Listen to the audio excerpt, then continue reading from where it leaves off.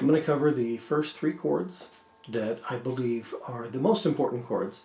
Because the lyre is tuned in G, and you can tune it however you want, but I tune it in G, I use the three chords that are normally used in G major. So that would be G, C, and D. Now, to do that, I am blocking and strumming. What do I mean by blocking and strumming? Strumming is obvious. That's just what I'm doing with my right hand here, strumming across. Blocking is that I've got fingers touching three of the strings, in this case, so that I block them from sounding. Because if I didn't touch anything, that's kind of a mess. You've got discordant notes. I mean, that's literally what it means. When you hear discord, that just means they're notes that do not sound good together. What is a chord? The simplest explanation of a chord is two or more notes that sound good together. That's it. That's a chord. They sound good together. They are in accord. They are harmonious. Whereas discordant or disharmonious do not sound good together. So let's talk about how to do this. I do what I call anchoring my fingers. So the thumb is what I bring in first. And the thumb blocks the E string, the one closest to me. The next string stays open.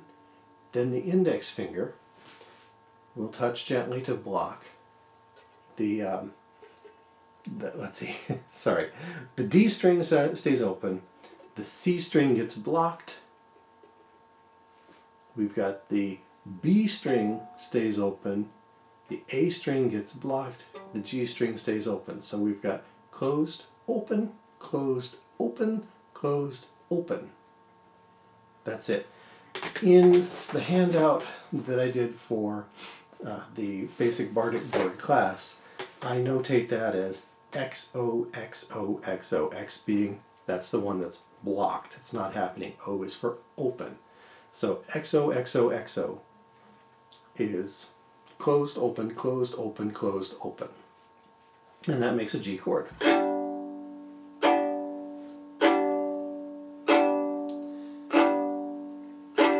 And it sounds pretty good.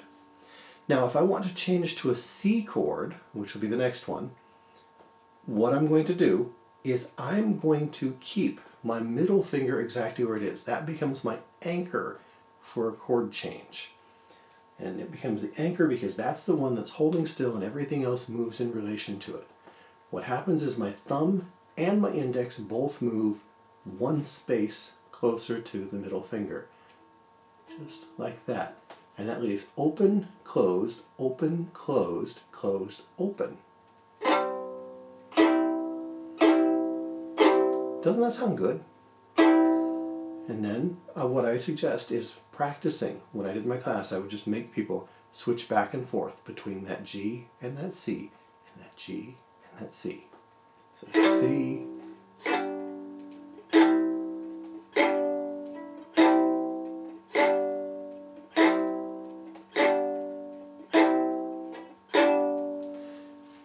and you might do some practicing with G, G, G, G, C, C, C, C, G, G, G, G, C, C, C, C, G. Also play with different rhythms. We'll get to the other chords in a moment, but different rhythms. So 1, 2, 3, 4. 1 and 2 and 3 and 4. 1, 2 and 3, 4. 1.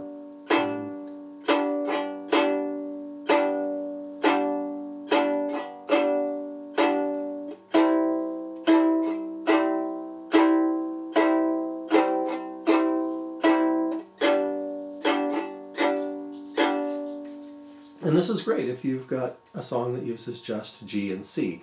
But you're going to find in the key of G that you'll find that most songs also use a D chord. So how do we use a D chord? Well, there we don't have all three notes that we need for the chord. We use two notes, which means we're going to be blocking a total of 4 strings, making what's called an interval. If it's not at least 3 notes, it's not actually a chord. If it's 2 notes, it's an interval, but it's 2 notes of the chord. So what do we do here? We've got closed, open, closed, open, closed, open for your G chord. For the D chord, we're going to use the thumb as the anchor finger. We are going to move just the middle finger, and then that ring finger is going to drop in and block the G string, the first string. So the middle finger is going to move right next to the index finger, and we're going to have that ring finger drop in. And that gives us just 2 notes sounding out. And if you just play them like that, they sound okay, but it's a little thin. The percussive sound of striking all the strings tends to fool the ear into thinking more is going on than it really is. And that's nice, because then it sounds like you're doing something more complicated than playing just 2 strings. So practice switching from the G to the D.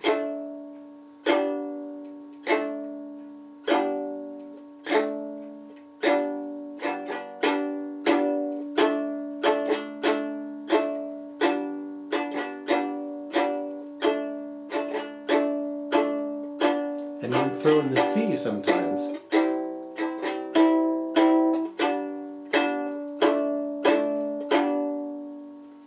Now, this is something that you may choose to play with later. You will see in some music a D7 instead of just a D. In the key of G, the 7th chord means that the 7th note in the G scale added to the chord, actually 7th note in the D scale added to the D chord, makes a chord with a bit more tension. And that, instead of sounding like this D interval that we've been playing, pick up your index finger. Just take your index finger off.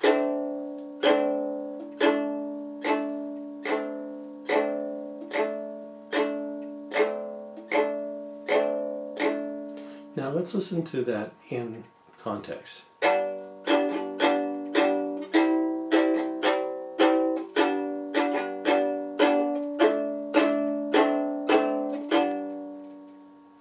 And to resolve it, because if you're just on that D7, it feels unresolved. It feels like something has to happen. It's not quite ready to be done. You're hanging there, you're waiting for something else. The way you resolve it is by going back to your G chord. Now you can relax. So have a play with the G, C, and D chords.